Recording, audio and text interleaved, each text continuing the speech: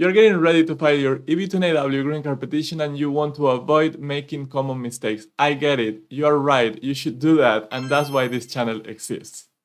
Hi, my name is Oscar and I'm a scientist, not a lawyer. But in the last year alone, I reviewed over 100 petitions from people from all walks of life and from all disciplines. Not only scientists, not only researchers, I reviewed petitions from business people, from architects, from petroleum engineers, from people in education, from lawyers, you name it. Really a lot of diversity, and I think I know, and you probably agree if you have been following this channel, that I have a little bit of an idea of what makes a petition compelling in the eyes of USCIS and what makes a petition more likely to succeed than not. In today's video, we're going to review 5 common mistakes that you should avoid in your own EB2 NIW green card petition.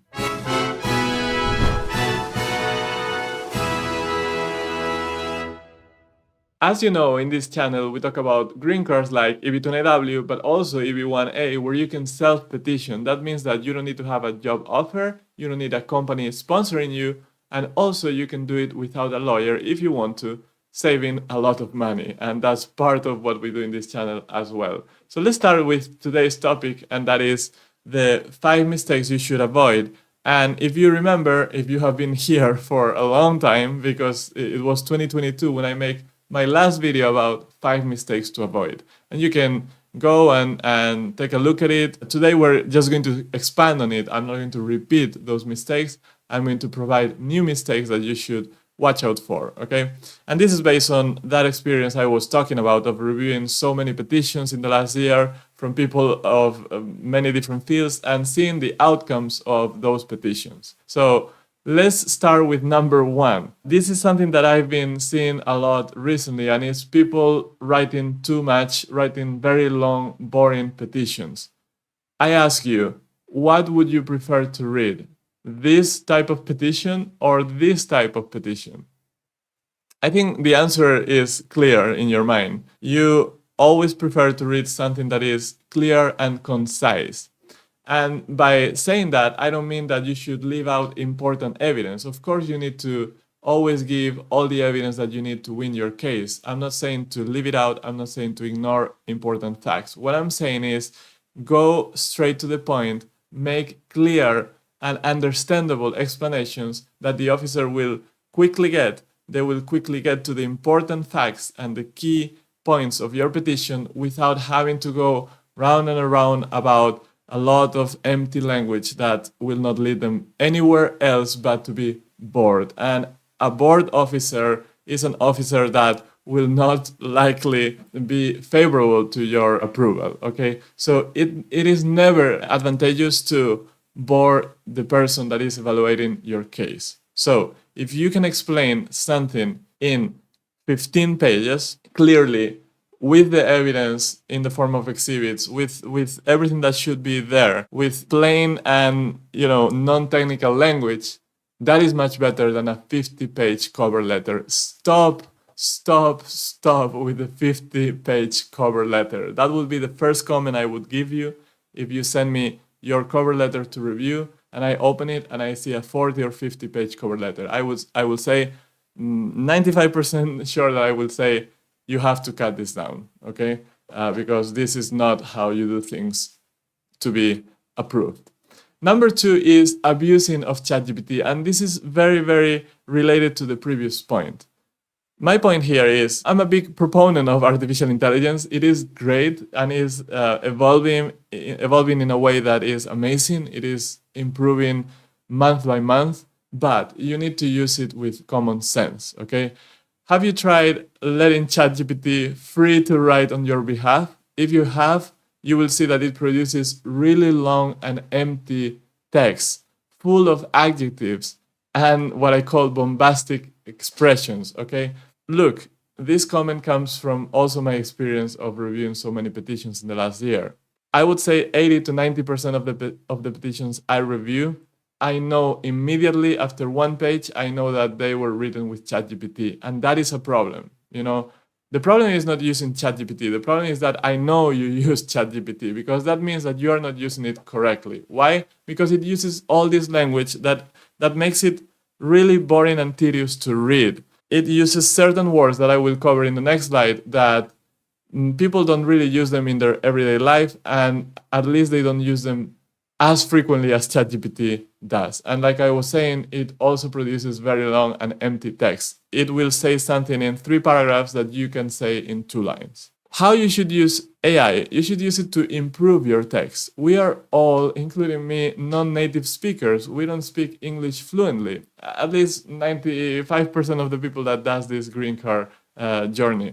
There may be Australians or people from the United Kingdom that are very fluent in English and write very well, but that is not the case with most of us. So use ChatGPT and other AI tools to help you improve your text once you have a text. That is the important fact. You need to have content and let ChatGPT improve that content, improve the language, the writing. Don't let ChatGPT just write things from scratch, because it doesn't do a good job.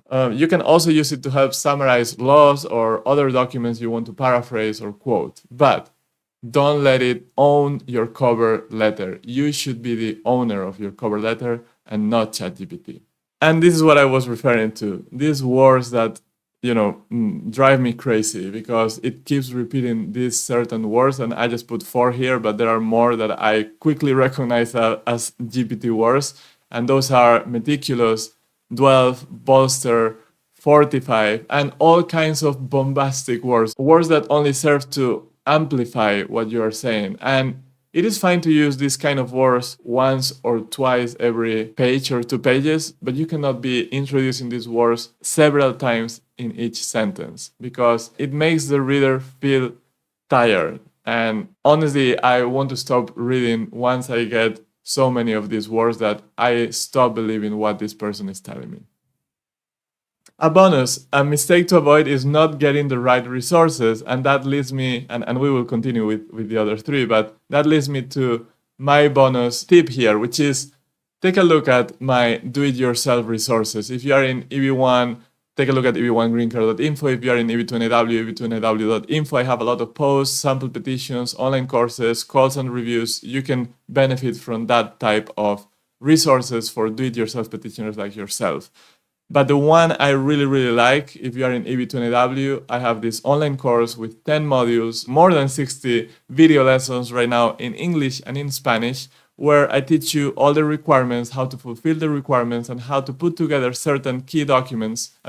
All the key documents that you need, like the petition cover letter, recommendation letters, professional and business plans.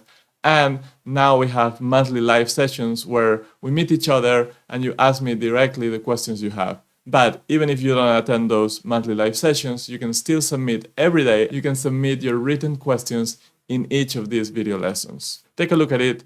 And now let's continue with tip number 3, or mistake number 3 that you should avoid. And that is the use of URLs in your petition.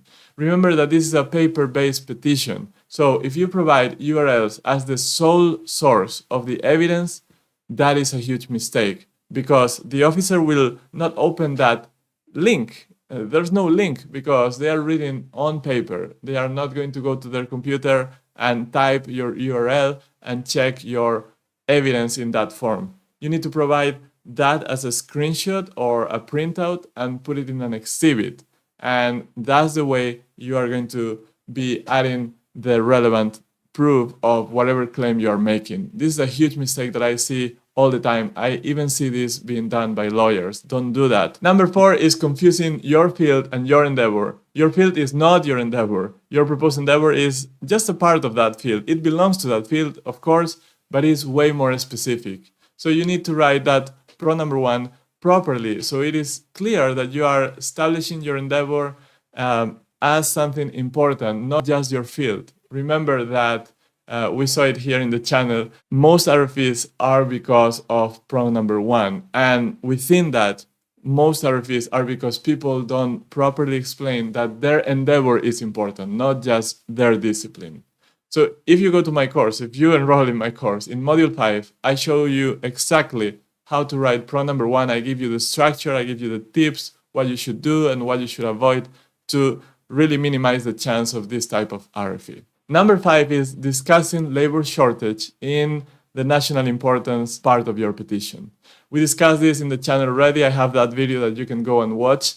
USCIS considers labor shortage a red flag. If they are reading or scanning through your document and you're talking about, they need to grant this EB2 NIW because professionals in my field are lacking, there's a labor shortage, they will see labor shortage as a red flag. It will not play to your advantage. It will actually be very detrimental, and you are likely to get an RFE. They are very likely to use this argument against you when they are thinking about the outcome of your process. You will probably get a request for evidence. You may be surprised, but this is not a surprise. You can go to that video that I have where I give you the evidence. You can see from different documents that USCIS really, really hates this argument. So what do you think about these 5 mistakes that you should avoid? Do you agree with them? Do you not agree with them? Are you surprised? Do you want to hear more of these mistakes that you should avoid in future videos? Let me know in the comment section below. And as usual, thank you for being here. Thank you for your support. Subscribe, like, share this with your friends and your colleagues, and I will see you next week with a new video. Thank you.